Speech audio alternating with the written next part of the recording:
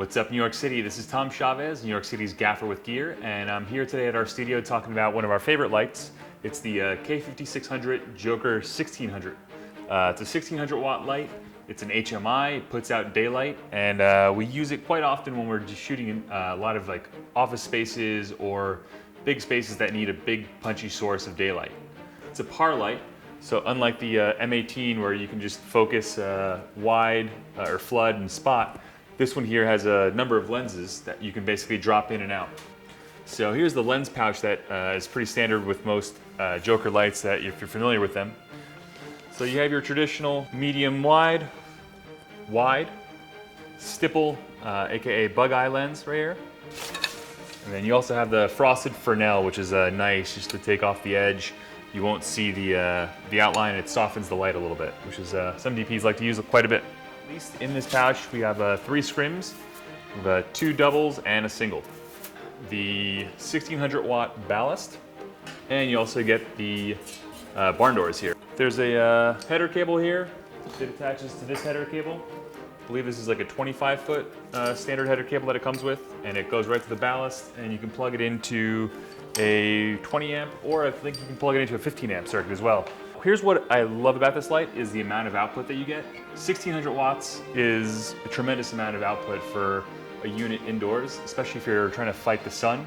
It's a really, really good solution where you can use house power and get proper exposure.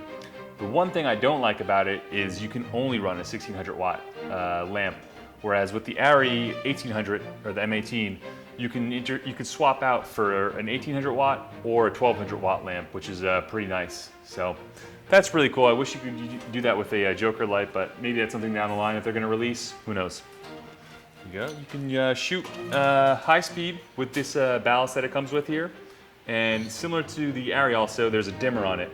So you can dim up and down, and that'll just vary the output that you're going to get from the light.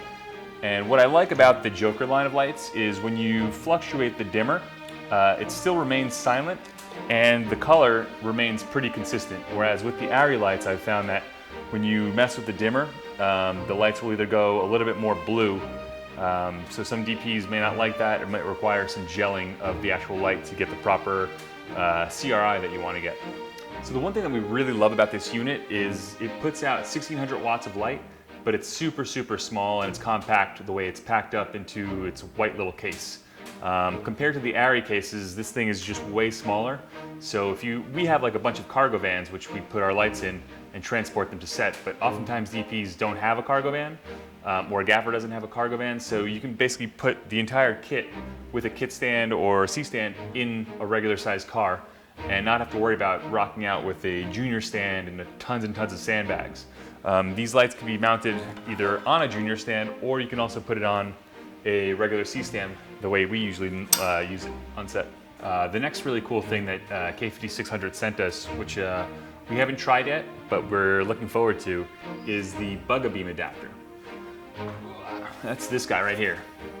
And what this guy allows you to do is to convert your par HMI light into almost like a daylight Leko source. So those of you who've used Lekos know what I'm talking about.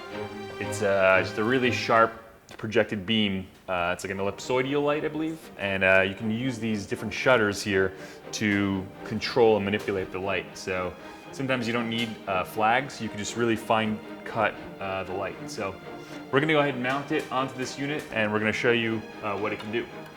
So.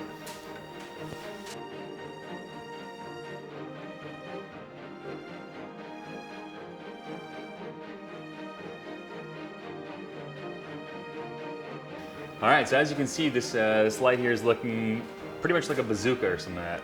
Okay, so now here we're with the Joe Leko, projecting right onto that black board over there, and we're going to try to zoom in a little bit and cut it just to show you how sharp these cuts can actually get.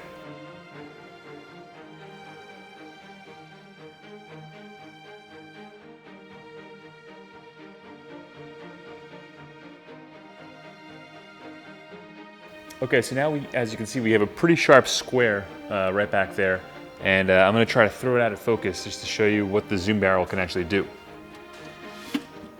So you see how soft that is?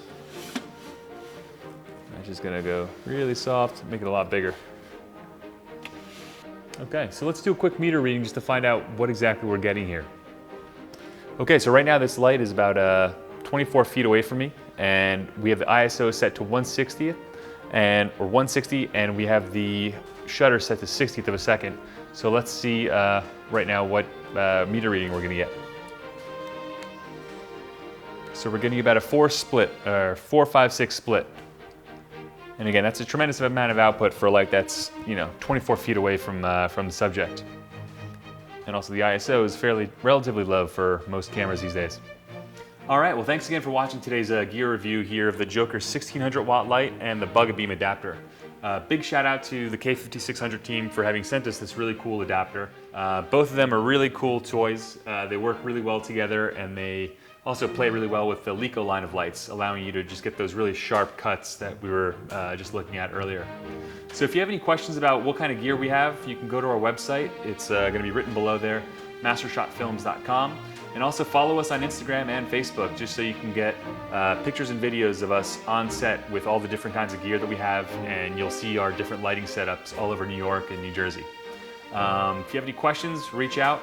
And also, if you have a specific piece of gear that you want to see a gear review on, let us know, and hopefully we can pick it up and shoot a review of it here in our studio or on location one of these days. All right, thanks again, and light it right. Cheers.